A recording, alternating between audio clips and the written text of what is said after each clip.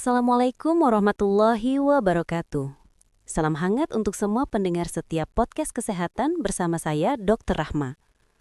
Hari ini, kita akan membahas topik yang sering dianggap tabu, tapi justru sangat penting untuk kesehatan dan kebahagiaan kita di usia lanjut. Saya tahu, sebagian dari Anda mungkin tersenyum mendengar topik ini. Ah dokter, saya sudah tua, masa masih bahas begituan? Tapi justru di usia matang, setelah 50, 60, bahkan 70 tahun, kehidupan seksual masih bisa menjadi bagian penting dari kebahagiaan dan kesehatan seseorang. Beberapa waktu lalu saya kedatangan pasangan lansia, sebut saja Pak Agus dan Ibu Lina, usia 65 dan 63 tahun. Mereka datang bukan karena sakit, tapi karena bingung. Ibu Lina berkata pelan, "Dok, kami merasa hubungan kami tidak seperti dulu lagi. Saya takut Pak Agus kecewa, tapi saya juga sering merasa nyeri, kering, dan malu untuk bicara." Sementara Pak Agus menunduk, berkata, "Dok, saya juga merasa berbeda. Tenaga menurun, kadang sulit ereksi. Tapi saya sayang istri saya. Saya hanya ingin bisa tetap dekat dengannya." Percakapan itu sangat manusiawi, sangat tulus. Dan dari situ saya sadar, seks di usia lanjut bukan soal nafsu, tapi soal koneksi, cinta, dan rasa saling memiliki.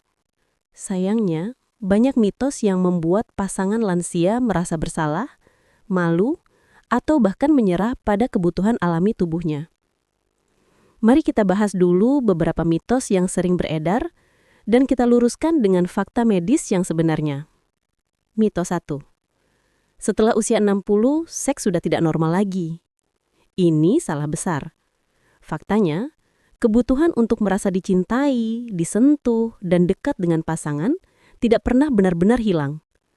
Tubuh mungkin berubah, hormon menurun, tapi keinginan untuk terhubung, baik secara emosional maupun fisik, tetap ada. Menurut penelitian medis, hubungan seksual di usia lanjut justru memberi manfaat besar. Meningkatkan imunitas, menurunkan tekanan darah, mengurangi stres, dan meningkatkan kualitas tidur. Jadi bukan hanya boleh, tapi baik untuk kesehatan. Mitos 2. Kalau sudah menopause atau andropause, pasti gairah hilang total. Ini juga salah besar. Faktanya, penurunan hormon estrogen pada wanita dan testosteron pada pria memang bisa mempengaruhi gairah. Tapi bukan berarti gairah itu hilang. Tubuh manusia sangat adaptif.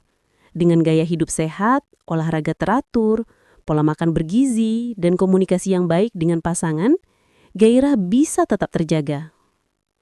Saya punya pasien pria berusia 72 tahun yang masih aktif bersepeda dan rutin jalan kaki setiap pagi. Dia berkata, "Dok, saya dan istri masih bisa saling membahagiakan, meski ritmenya tidak seperti dulu." Dan saya jawab, itulah kunci sebenarnya. Bukan seberapa sering, tapi seberapa hangat. Mitos 3. Seks di usia lanjut beresiko tinggi. Tentu, ada kondisi medis tertentu seperti jantung, hipertensi, atau diabetes yang perlu diperhatikan. Tapi dengan pengawasan dokter dan kondisi tubuh yang stabil, seks tetap bisa dilakukan dengan aman. Bahkan banyak penelitian menunjukkan bahwa aktivitas seksual yang sehat membantu jantung tetap kuat, sirkulasi darah lancar, dan meningkatkan hormon kebahagiaan. Mitos 4. Pria yang tidak bisa ereksi itu pasti sudah tidak subur atau lemah. Ini juga tidak benar. Disfungsi ereksi bukan berarti hilangnya kejantanan atau kelelahan permanen. Biasanya hal ini terkait faktor pembuluh darah, stres, obat-obatan, atau kondisi metabolik seperti diabetes dan kolesterol tinggi. Dengan penanganan tepat, mulai dari olahraga, diet, hingga terapi ringan, kemampuan ereksi bisa membaik. Dan satu hal penting, keintiman bukan cuma soal ereksi. Sentuhan, pelukan, belayan, Dan komunikasi emosional justru lebih berperan besar dalam menjaga hubungan tetap harmonis di usia lanjut. Mitos 5. Wanita tidak boleh lagi berhubungan setelah menopause. Sama sekali tidak benar. Menopause memang menyebabkan kekeringan pada vagina karena kadar estrogen menurun. Tapi hal itu bisa diatasi. Dengan pelumas alami, pelembab vagina, atau terapi hormon lokal, hubungan tetap bisa nyaman dan aman. Bahkan secara psikologis, banyak wanita justru merasa lebih bebas di masa menopause. Tidak khawatir soal kehamilan, lebih percaya diri, dan bisa menikmati hubungan dengan cara yang lebih emosional. Sekarang kita masuk ke bagian yang sering tidak banyak dibahas. Fakta medis dan psikologis di balik kehidupan seksual di usia matang. Fakta 1. Seksualitas adalah bagian dari kesehatan. Organisasi Kesehatan Dunia (WHO) menyebutkan bahwa seksualitas itu bagian dari kesejahteraan manusia, bukan hanya urusan fisik, tapi juga mental dan emosional.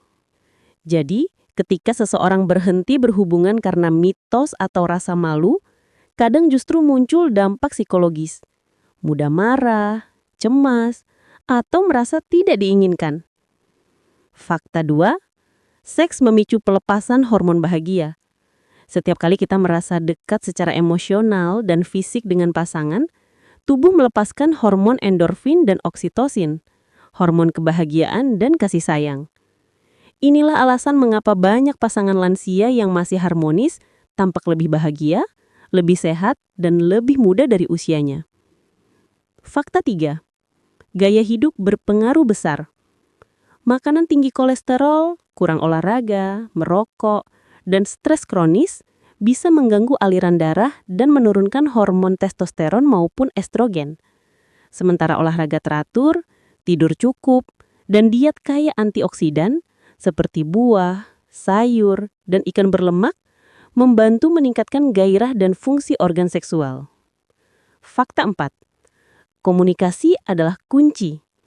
Banyak pasangan lansia tidak terbuka dengan pasangan. Mereka saling diam, menghindar, padahal keduanya sama-sama punya kebutuhan. Saya selalu bilang pada pasien saya, hubungan yang sehat bukan hubungan yang perfect, tapi hubungan yang bisa saling bicara. Bicarakan apa yang dirasakan termasuk rasa takut, rasa sakit, dan keinginan. Keintiman sejati lahir dari kejujuran dan penerimaan. Berikut beberapa tips praktis yang bisa dilakukan agar hubungan tetap sehat, nyaman, dan menyenangkan. Perhatikan kesehatan jantung dan tekanan darah. Lakukan pemeriksaan rutin. Bila memiliki penyakit kronis, konsultasikan sebelum melakukan aktivitas seksual. Gunakan pelumas berbasis air untuk mengurangi gesekan dan rasa nyeri. Ciptakan suasana santai. Seks di usia lanjut tidak perlu terburu-buru. Nikmati prosesnya, mulai dari obrolan hangat, sentuhan, atau bahkan pijatan lembut. Jaga kebersihan dan kelembapan area genital. Gunakan sabun lembut, hindari pewangi, dan pilih kain dalam berbahan katun. Olahraga ringan secara rutin. Jalan kaki, berenang, atau yoga membantu meningkatkan sirkulasi darah dan stamina. Konsumsi makanan bergizi seimbang. Alpukat, kacang almond, salmon, coklat hitam, dan buah beri dikenal sebagai makanan yang mendukung hormon seks dan sirkulasi darah. Tidur cukup dan kelola stres. Stres berlebih menurunkan gairah. Coba meditasi, doa, atau aktivitas santai bersama pasangan. Di tahap ini, seks sudah lagi soal membuktikan kejantanan atau kesuburan. Tapi, tentang merasakan cinta yang lebih dalam, lebih lembut, dan lebih bermakna.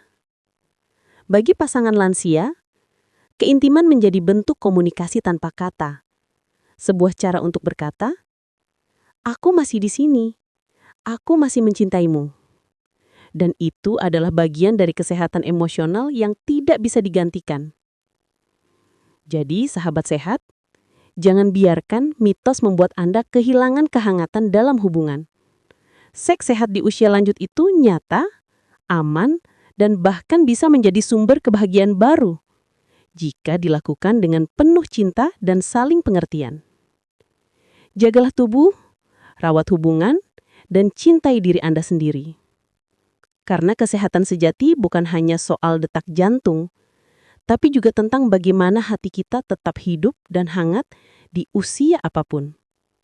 Saya Dr. Rahma, pamit undur diri. Sampai jumpa di episode berikutnya.